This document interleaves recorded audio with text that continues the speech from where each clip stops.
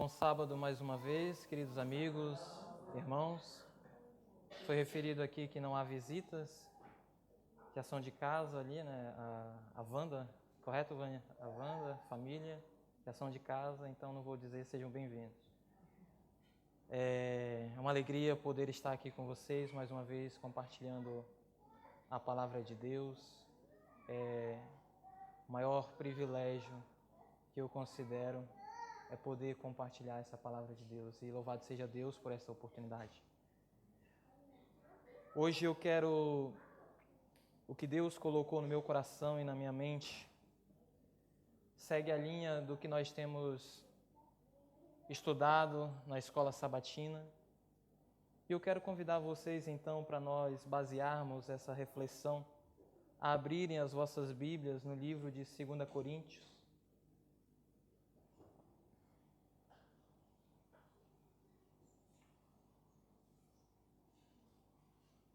E o capítulo é o capítulo 5.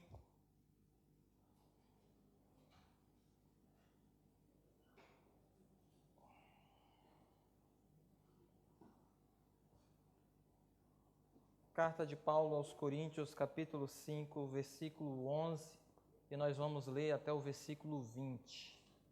2 Coríntios, capítulo 5.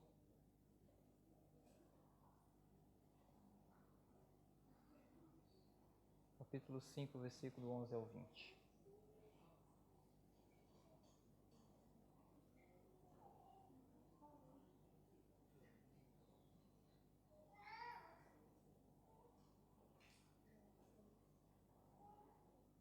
Diz assim a palavra de Deus.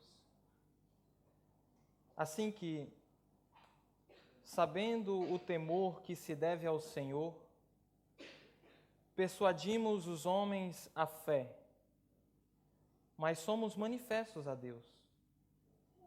E espero que nas vossas consciências sejamos também manifestos.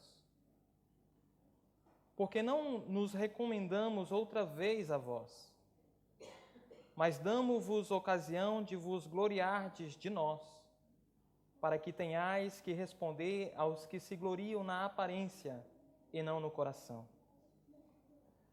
Porque se enlouquecemos é para Deus, e se conservamos o juízo é para vós. Porque o amor de Cristo nos constrange, julgando nós assim, que se um morreu por todos, logo todos morreram. E ele morreu por todos, para que os que vivem não vivam mais para si, mas para aquele que por eles morreu e ressuscitou.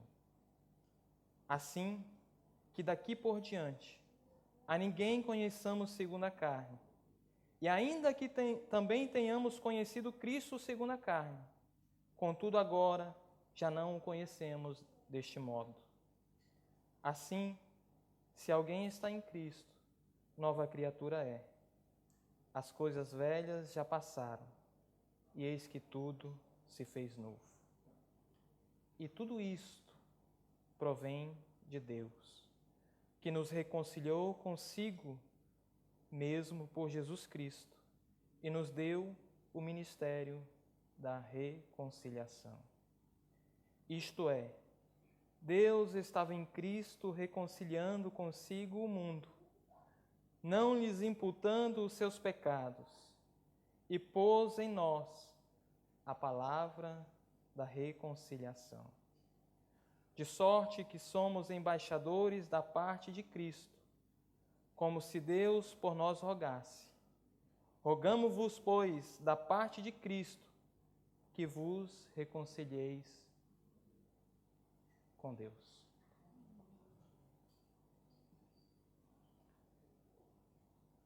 Deus criou o homem perfeito. Isso é um facto. O homem pecou contra Deus. Também é um facto.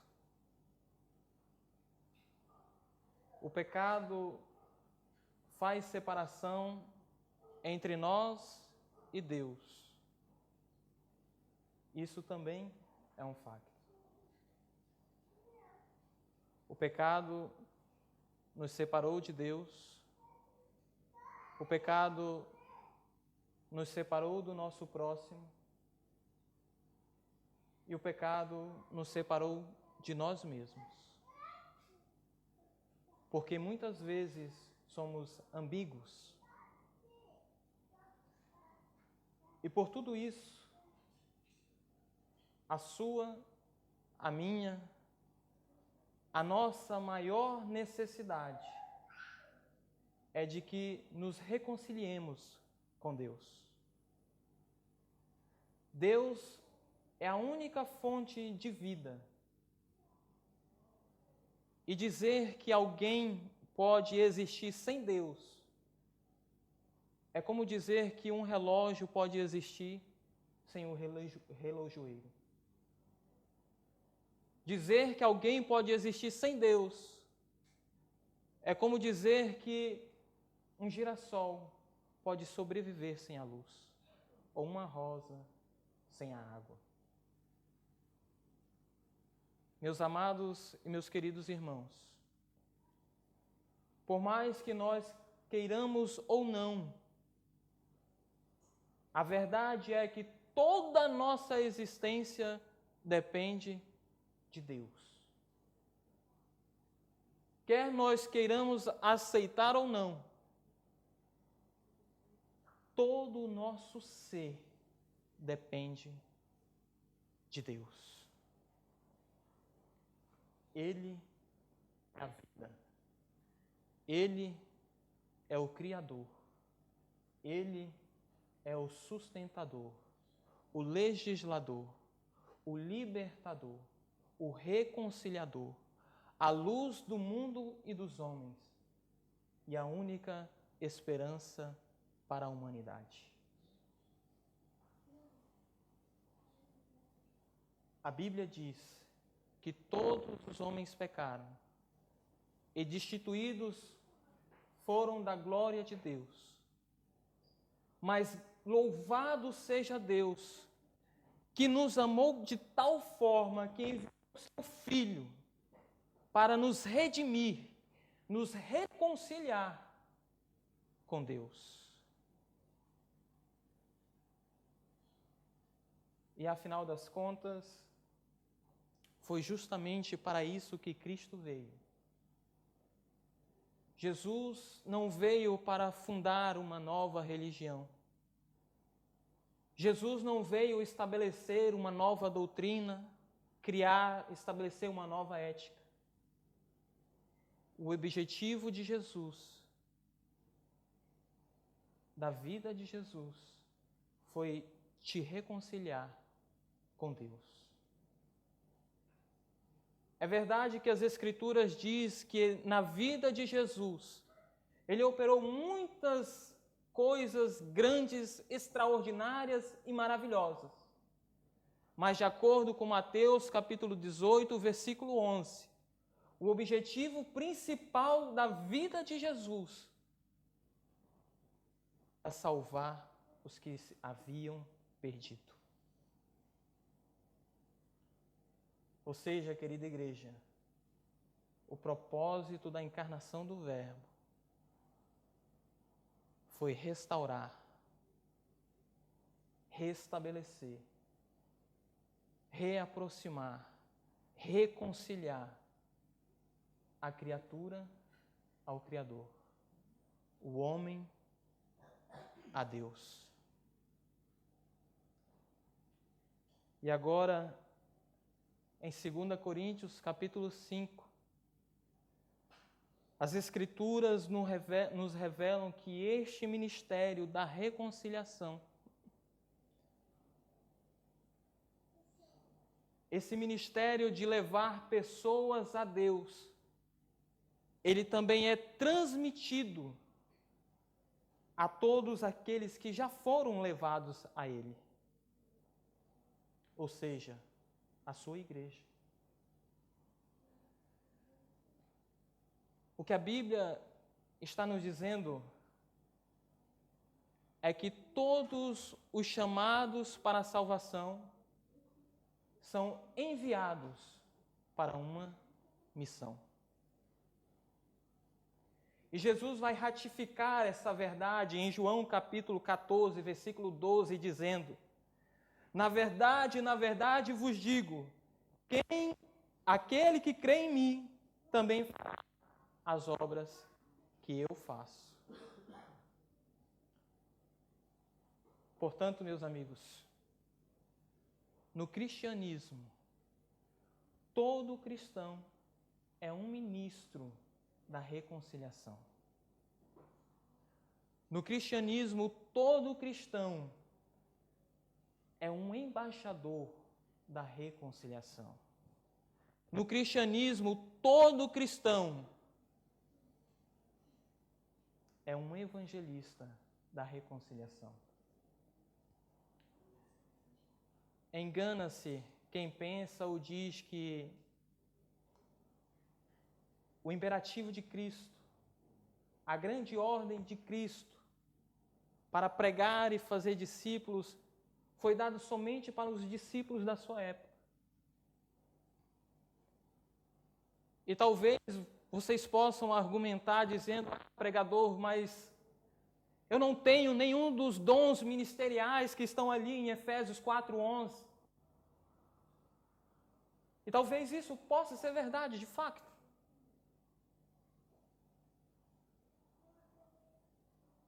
Mas deixe-me vos dizer que a verdade é que um cristão,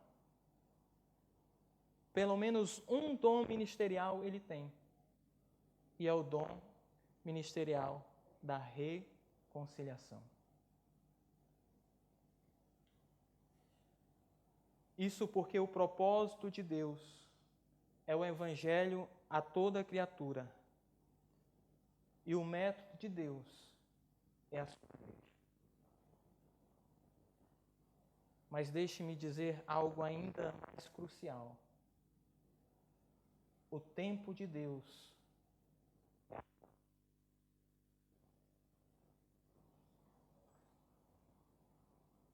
e eu vou vos dar algumas razões de por que o tempo de Deus é agora. E a primeira razão é: o homem sem Deus está perdido. Do analfabeto ao cientista, do religioso ao ateu, do homem que vive nas selvas mais densas aos homens das grandes metrópoles, o homem sem Deus está perdido. Não importa a cor da sua pele, não importa a cor do seu passaporte, não importa a sua conta bancária, não importa o seu nível intelectual, o homem sem Deus está perdido. Somente Deus tem a resposta, a cura, a solução para os problemas que afligem o íntimo das nossas almas.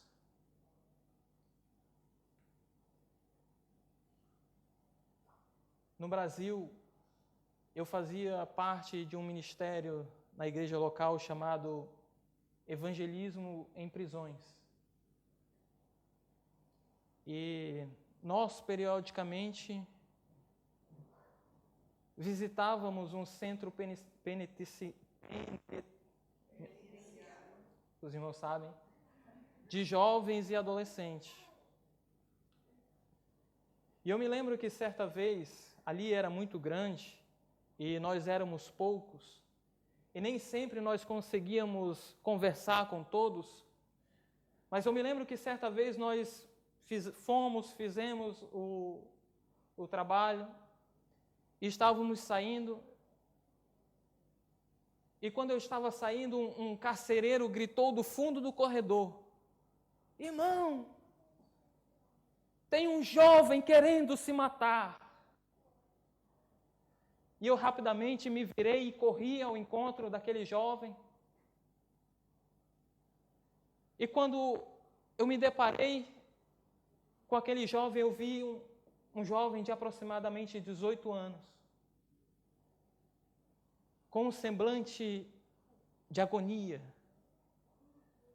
de tristeza, de aflição. E na mesma hora, o pensamento que me veio é: Senhor, eu nada posso fazer por este jovem.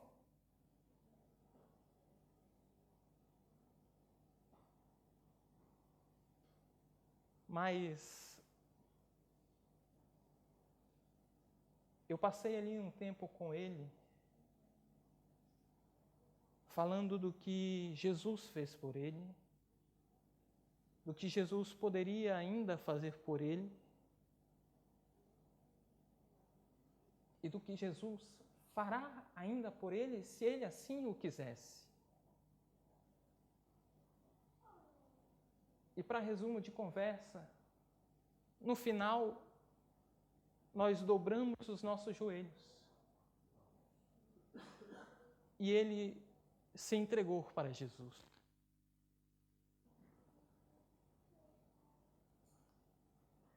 E ali eu percebi mais uma vez que só Jesus tem a cura,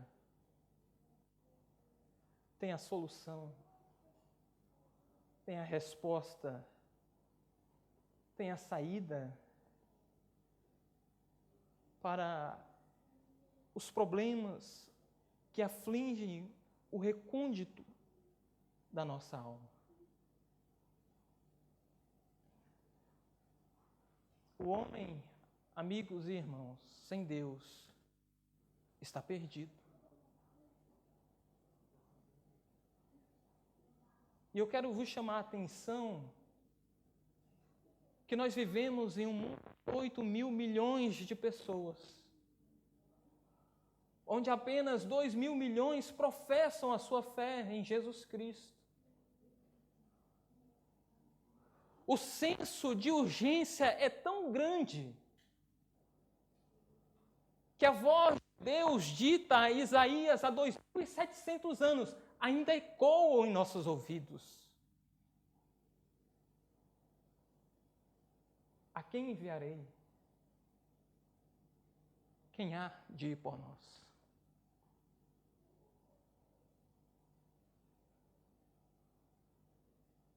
Quando o presidente John Kennedy foi morto, em 22 de novembro de 1963, às 12h30,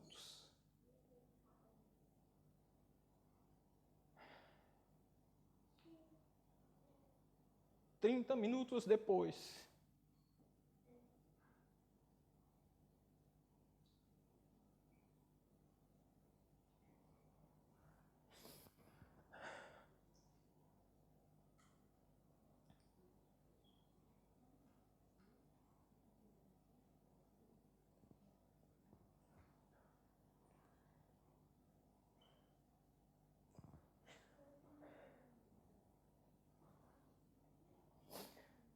metade do mundo já estava sabendo.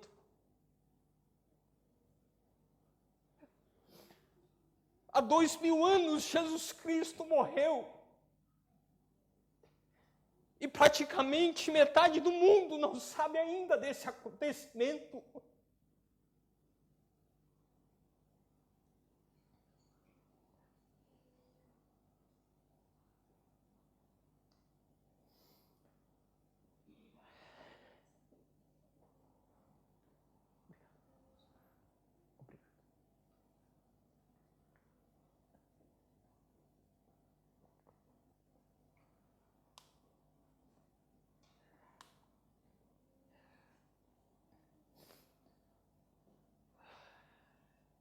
Talvez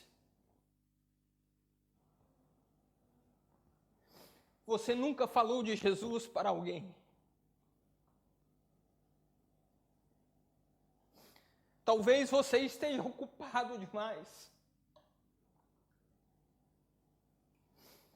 Mas deixe-me lhe lembrar de uma coisa.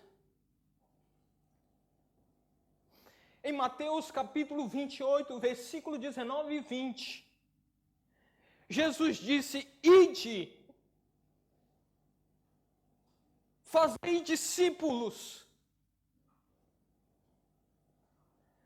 batizando em nome do Pai, do Filho e do Espírito Santo, ensinando-os. E talvez você não saiba, mas nesses versículos, no original, só existe um verbo no imperativo: fazer. Todos os outros verbos estão no gerúndio. Ou seja, a melhor tradução não é ide e fazer discípulos, mas é indo fazer discípulos, batizando, ensinando-os. Ou seja, no sentido específico da palavra aqui, é na dinâmica da nossa vida que nós devemos fazer discípulo.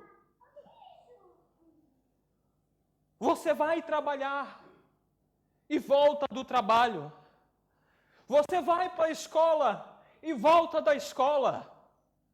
Você vai para a faculdade e volta da faculdade. Você vai de férias e volta de férias. Você vai passear e volta do passeio. E é nessa dinâmica da vida que você também deve fazer discípulos.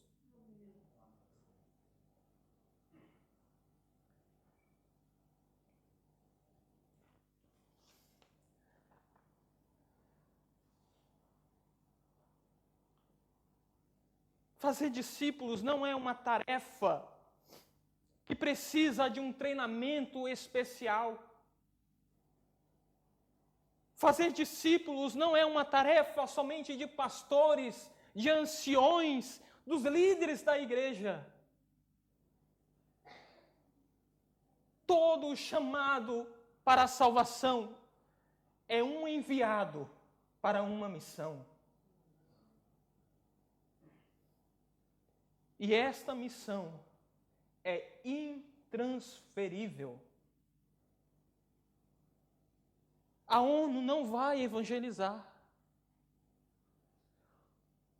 Os ministérios políticos e governamentais não vão evangelizar. As grandes organizações do mundo não vão evangelizar.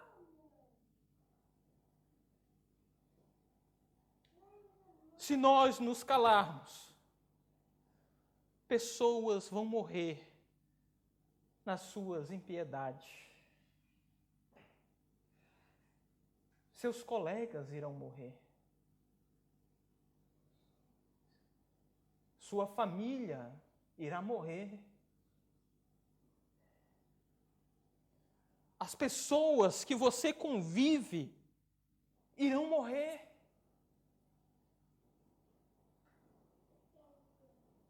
Esta é uma obra inadiável. Nós não podemos calar a nossa voz.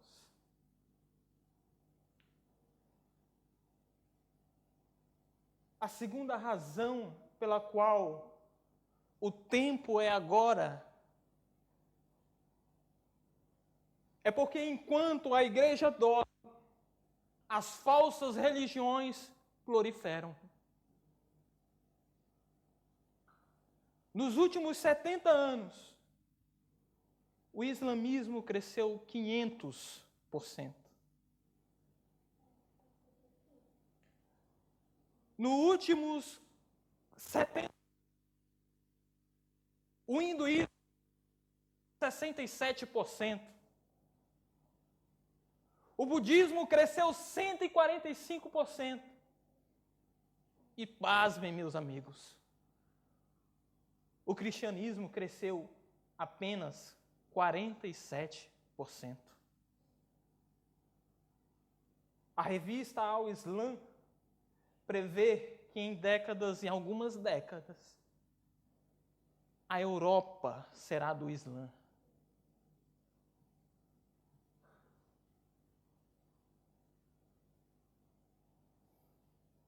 de acordo com um levantamento feito em 2017 por um centro de pesquisa norte-americano, existem 43 países com religiões oficiais no mundo. E destes, 27 são islâmicos. E pasmem, meus amigos, apenas 13 são cristãos. A doutora Ellen Roosevelt, desconhecida na terra por muitos, mas conhecida no céu por aquele que realmente importa, serviu como missionária no Congo durante 20 anos. E ela disse o seguinte: o que mais me aflige não é a condição terrível dos milhões que estão perdidos, mas a apatia da igreja em relação a esses perdidos.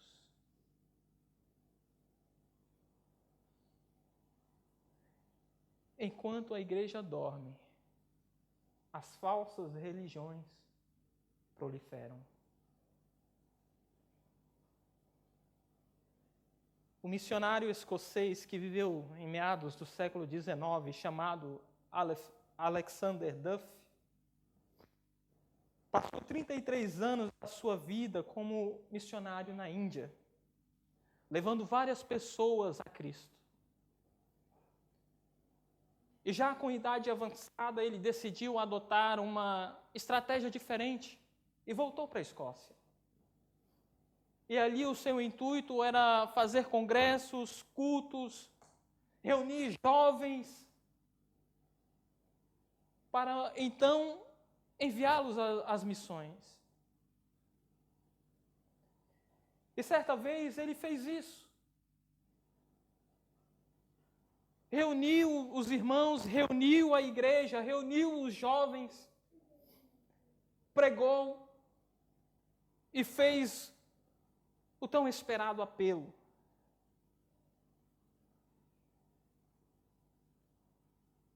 E após o apelo, nenhum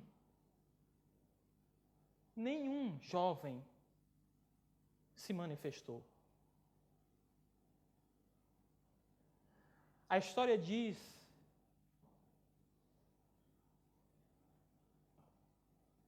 que ele ficou tão aflito que ele teve uma sensação de desmaio e teve que ser acudido pelos médicos que estavam ali para o anexo ao púlpito e ali massagearam o seu peito.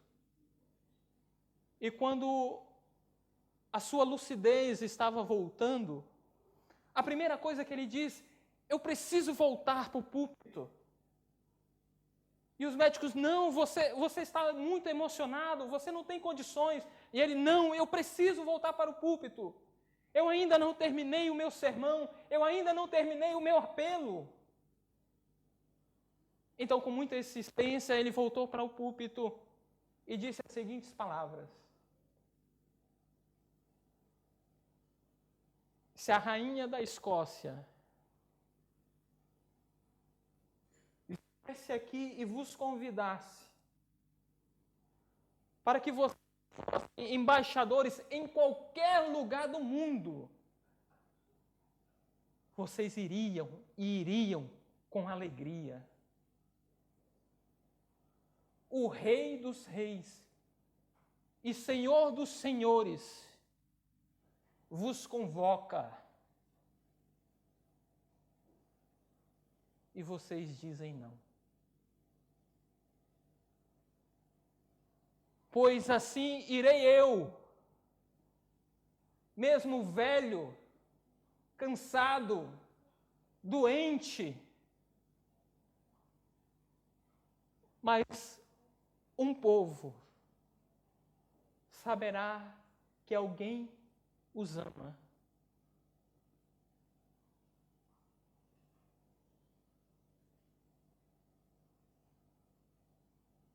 E diante daquele novo apelo,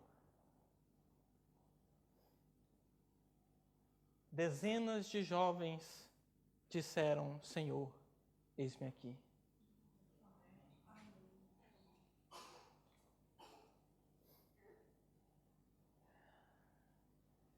Meus amigos e meus irmãos, talvez você tenha saúde, inteligência, conhecimento. E com certeza você tem a única mensagem que pode trazer esperança para o perdido. Não sonegue às pessoas a mensagem da salvação.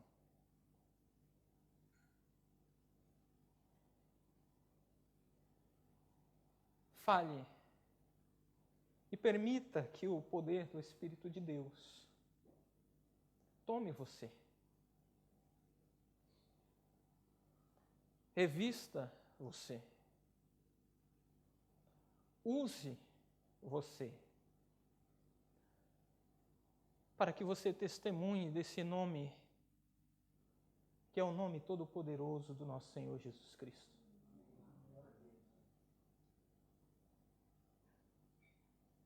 A nossa omissão não é algo que vai ficar isento de severa penalidade. A Bíblia diz que se o atalaia não avisar o perverso que ele vai morrer na sua iniquidade, ele realmente vai morrer na sua iniquidade. Mas Deus vai cobrar de você e de mim o sangue daquela pessoa. Falar do amor de Cristo é levar luz aonde tem trevas. Anunciar o Evangelho é arrebatar do fogo. E não apenas o fogo que destrói o corpo, mas também a alma para todo sempre. Essa é a maior missão de resgate que existe no mundo. E Deus, nesta manhã, nos convoca. Terceira e última razão, porque é agora e porque devemos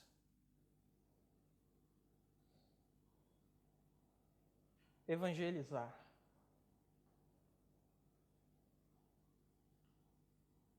Porque precisamos apressar a vinda de Jesus Cristo. E eu termino com esse último versículo de Mateus 24:14, que diz: E este Evangelho será pregado em todo o mundo, como testemunho a todas as nações. E então virá o fim. O evangelismo não é apenas uma evidência do nosso amor pelo nosso próximo. O evangelismo é também uma evidência do nosso amor para com Deus. Deus nos ajude. Amém.